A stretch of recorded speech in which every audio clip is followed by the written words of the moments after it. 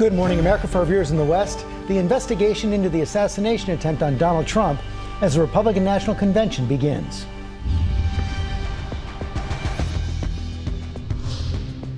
Donald Trump arrives in Milwaukee with the RNC set to go ahead as planned, just a day after Trump's ear was pierced by a bullet at a rally. Take a look at what happened. The questions this morning about security surrounding the event. Let me get my shoes. Hold on, your head is bloody. So we gotta move to the car. How did the gunman get a clear line of sight on the former president from under 200 yards away? What the FBI says they found in his car and home. Homeland Security Secretary Alejandro Mayorkas joins us live. Plus, President Biden addresses the nation overnight. Politics must never be a literal battlefield, and God forbid, a killing field. Calling for unity. Beverly Hills 90210 and Charmed star Shannon Doherty, passing away at 53. Yeah, I'm Brandon's sister. After her nearly decade-long valiant fight with cancer. The heat is on. More than 100 million Americans on alert as scorching temperatures hit the I-95 corridor. Fallout from the Alec Baldwin Rust trial. After the judge dismissed the involuntary manslaughter case, could the star now sue the prosecutors? Remembering Richard Simmons, the man who made fitness fun. Turning his own weight loss into a business empire. What we know about his final days. Chaos at the Copa America. Huge crowds at the gates of the Hard Rock Stadium in Miami.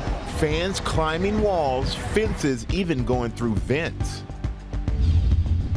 And celebrating Dr. Ruth. Hello, you're on the air. The pioneering sex therapist who broke the taboo topic. And all the love on center court. In her second public appearance since her cancer diagnosis, Princess Kate crowning the Wimbledon champion.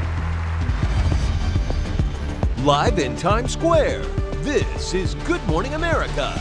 And it was great to see her looking so well. Good morning, America. We want to get right to our top story, the assassination attempt on Donald Trump. As the investigation intensifies overnight, President Biden addressed the nation. He urged Americans to, quote, lower the temperature in our politics and to remember while we may disagree, we are not enemies. Former President Trump arrived last night in Milwaukee for the Republican National Convention. He insisted on the event going forward as planned, saying he won't allow the shooter to force any changes. But this act of violence will surely change this week's convention and what has been a volatile race to reclaim the White House. Questions are growing this morning about how the gunman was able to get on that roof in Pennsylvania with a clear line of sight and to fire off multiple shots before being taken down by a sharpshooter. Take a look at this photo showing the path of a bullet appearing to be captured by a New York Times photographer passing right by Donald Trump's head. We have team coverage this morning, starting with Rachel Scott, who was at the rally Saturday, and she's on the scene again for us. Good morning, Rachel. Hey, Michael, good morning. And one of the most pressing questions here in Pennsylvania this morning is how that gunman was able to get so close, within 400 feet of a former president, an attempted assassination that has now cast a long shadow over this country, the election, and the Republican National Convention. Donald Trump touching down in Milwaukee for the Republican National Convention just one day after surviving an assassination attempt, telling the New York Post, "I'm not supposed to be here. I'm supposed to be dead." Authorities say the gunman, Thomas Matthew Crooks, appeared to have acted alone, armed with an AR-15 style semi-automatic rifle and several possible explosive devices found in his car and at home. Gunfire ringing out just 8.5 minutes after Trump took the stage. The first assassination attempt of a president in decades. If you want to really see something that said, take a look at what happened. Trump grabbing his ear, ducking behind the podium as Secret Service members quickly rushed onto the stage to shield him. And the crowd screams in pandemonium as we duck for cover. We're okay. Agents appear to confirm the shooter was dead. Shooter's down. Are we good to move? We're clear. Trump's microphone picking up those frantic moments with Secret Service as they lift the former president to his feet. Let me get my shoes. Hold on, your head is bloody. So we gotta move to the car. Blood visible down the right side of Trump's face. As he's hurried away, Trump pumping his fists in the air, shouting, "Fight." His supporters erupting in cheers as he's whisked away. Trump later writing that he was shot with a bullet that pierced the upper part of my right ear. The trail of that bullet, circled in red, appeared to be captured by New York Times photographer Doug Mills in this extraordinary image. Trump's life saved, perhaps by this simple turn of his head. We're all in shock. I watched mothers shield their children from bullets. Authorities say the gunman fired as many as 8 rounds from a rifle, perched roughly 400 feet away from Trump on a rooftop just outside the event's security perimeter. As he began firing, a Secret Service sniper positioned just behind the stage, taking aim and firing on the gunman, killing him. Some witnesses trying to warn police moments before the shooting. Mike DeFriscia and his wife Amber were standing nearby. We noticed the guy shimmying up the roof, and then we realized that he had a gun, and then everybody started screaming to law enforcement. Shots then ringing out, and then in the stands, urgent calls for a doctor. Authorities say 2 attendees were critically injured, and one man, Corey Comprentor, was killed, seen in this family tribute posted online. James Sweetland, an ER doctor who attended the rally, jumping in to try and save him, performing CPR, but it was too late. I saw his wife, one of his daughters, look at me. I'll never forget that look. Comprentor, a 50-year-old father of 2, hailed as a hero by Pennsylvania Governor Josh Shapiro. Corey was a girl dad. Corey was a firefighter. And most especially, Corey loved his family. Officials say he dove on his family to shield them from the gunfire. Corey's friends, Rich and Jeff James, remembering a fearless firefighter and a dedicated family man. I'm numb, and the only thing I can think of right now is his wife and 2 children. Hours after the shooting, Trump and President Biden speaking by phone. Sources say the call was short, respectful, and good. Biden addressing the nation 3 times in the aftermath, denouncing political violence and promising a thorough and swift investigation and enhanced security for Trump. In only his 3rd Oval Office address ever, the president calling for unity. Politics must never be a literal battlefield, and God forbid, a killing field. Trump saying by luck or by God, he survived that attempted assassination. He said that if he did not turn his head just slightly, it would have been a totally different story. We were just about 100 feet away on the press riser from the former president as those gunshots erupted at that campaign rally. And we heard from Governor Josh Shapiro talking about the victim, Corey, a girl dad who loved his community, who loved his family, who shielded his family, protecting them as those shots were fired. Robin, I could not help but think about all the other families that we saw doing the same, protecting their loved ones as those shots erupted. Those families, of course, made it home that night. Corey died a hero, Robin. He certainly did. Rachel, thank you so much. The assassination attempt is raising important questions about the security for Donald Trump and how the shooter was able to get into that position in the first place. Chief Justice Correspondent Pierre Thomas is in Washington with the investigation into the security breach. Good morning to you, Pierre. Robin, good morning. No doubt that law enforcement on the scene acted heroically when those shots were fired. But the nagging question you can't get around is how the suspect was able to get on that roof unimpeded.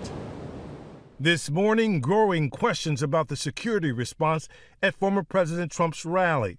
The Butler County Sheriff telling ABC News that moments before the gunman shot President Trump, a local officer confronted the shooter on the roof. But the shooter quickly turned and aimed his gun at the officer, forcing him to retreat and fall down. He dropped down because the gentleman was turning with the firearm, called out, from what I understand, on the radio, the guy had a gun. Moments later, that suspect firing several shots toward Trump.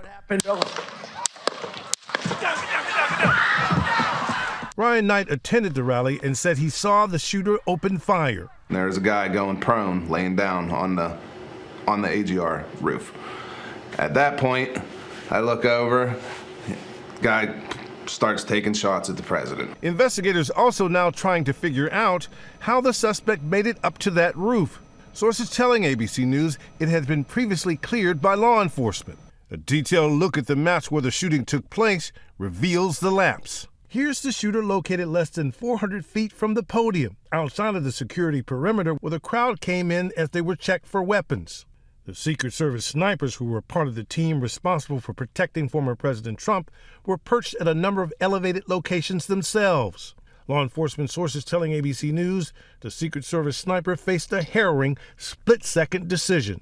He's got a gun! This was apparently the first time a Secret Service sniper has killed an attempted assassin.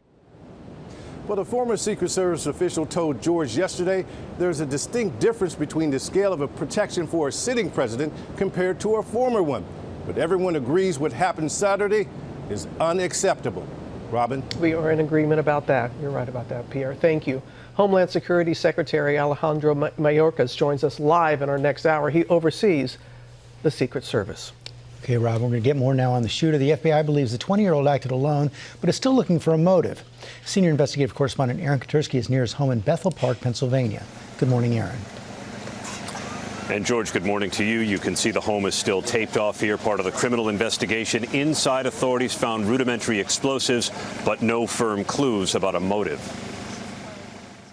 This morning, investigators say the evidence so far leads them to believe the 20-year-old who tried to assassinate former President Trump acted alone. Law enforcement sources telling ABC News Thomas Crooks consumed some disinformation and conspiracy theories online, but nothing threatening. At present, we have not identified an ideology associated with the subject, but I want to remind everyone that we're still very early in this investigation. Law enforcement sources also told ABC News the shooter's AR-style rifle was purchased legally by his father in 2013. The family's cooperating with the investigation. We do not know specifically how he accessed the weapon and whether he took it without his father's knowledge. Investigators found what they describe as rudimentary explosives in Crooks's car parked outside the rally and at his home in Bethel Park. What they have not found is evidence of mental illness, a criminal record, or any links to extremist organizations. Crooks was a member of a local shooting club. He had no military experience. He worked at a nursing home. Public records show he was a registered Republican, and according to FEC records, a Thomas Crooks donated $15 to a progressive group in January 2021. Those who knew the 2022 high school graduate seen here receiving his diploma, describing him as lonely and quiet. I mean, he would sit alone at lunch. I mean, he was just an outcast. Summer Barkley remembered her classmate as polite and intelligent, but quiet and reserved. In my class, he didn't talk about politics. He kept to himself about that. And there was never anything negative that anyone had ever heard about him. That Crooks was an attempted assassin left his neighbors in disbelief. The fact that, the guy was less than a mile away, a street away from where you live is kind of crazy. The investigators now have two priorities, George. They want to exploit the suspect's phone. They've sent it to the FBI lab at Quantico for analysis, and they'd like to establish a timeline of his movements in the hours, days, and weeks before the shooting, hoping both of those things, George, will yield some answers here. George. Aaron Katersky, thanks. More now on President Biden. In his Oval Office address to the nation last night, he condemned political violence, saying we cannot allow it to be normalized. But in America, we resolve our differences at the battle box. That's how we do it, at the battle box, not with bullets. The power to change America should always rest in the hands of the people, not in the hands of a would-be assassin. Chief White House correspondent Mary Bruce has the latest. Good morning, Mary. Good morning, George. Well, the president last night making an urgent plea for Americans to cool down the political temperatures in this country. He says this is simply not who we are and is challenging Americans to use this moment to unite us rather than divide us. But look, we are in the middle of a very divisive campaign. The president's certainly well aware of that. But he says this is a time of testing. And what comes next, whether the rhetoric can be dialed down, so much of that will depend on these two candidates. Are they able to articulate and outline their very different visions for the future of this country without ratcheting things up? Now, here at the White House, the president this morning is being briefed again in the Situation Room by his Homeland Security team and law enforcement officials. And then later today, he will be heading back out on the road. The president's campaign ramping back up over the coming days, I'm told, after hitting the pause button immediately after this attack. And Robin, I'm told he is going to be putting ending political violence front and center in this race. Robin. All right, Mary, thank you for your reporting as always. The Republican National Convention is getting underway in Milwaukee, and as you can imagine, under under extraordinary circumstances. Our chief national correspondent, Matt Gutman, and our chief Washington correspondent, Jon Karl, are both at the convention venue. Matt, good morning to you, and tell us about the security for the event. Robin, good morning. This event has the highest level of security designated by the U.S. government, and parts of Milwaukee this morning look like a fortress. There are miles of these steel and concrete barriers. There are thousands of law enforcement officers from multiple states, including the Secret Service, with those snipers up on the rooftops. Now, the Secret Service has said that at this point it does not plan to change its security posture, and the FBI has said there is no specific or credible threat to this event. Now, there are two security zones here. What you're seeing right there is Fiserv. That's where the convention is actually going to be held, and this is called the hard security perimeter, and that is controlled by the Secret Service. No vehicles and no firearms. Just on the other side of the bridge and north of here, that is the soft perimeter. That's controlled by state and local authorities, and that's where we're going to see thousands of people march in protest today. And in order to try to prevent violence between protesters and convention goers, certain items have been banned, including tennis balls, 2x4s, paintball guns. But because of the gun laws here in Wisconsin, what you can carry here are firearms, including AR-15s. And let's bring in Jon Karl. And Jon, how is this shooting impacting the convention and campaign?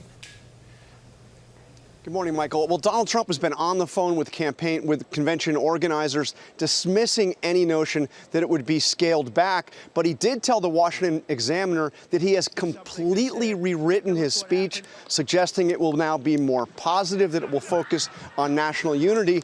And we are told that Nikki Haley, of course, the one-time bitter rival to Donald Trump in the Republican primaries, will be given a prominent speaking slot here. It's an invitation that Trump himself extended shortly before what happened in Pennsylvania, but now will have a prominent speaking role.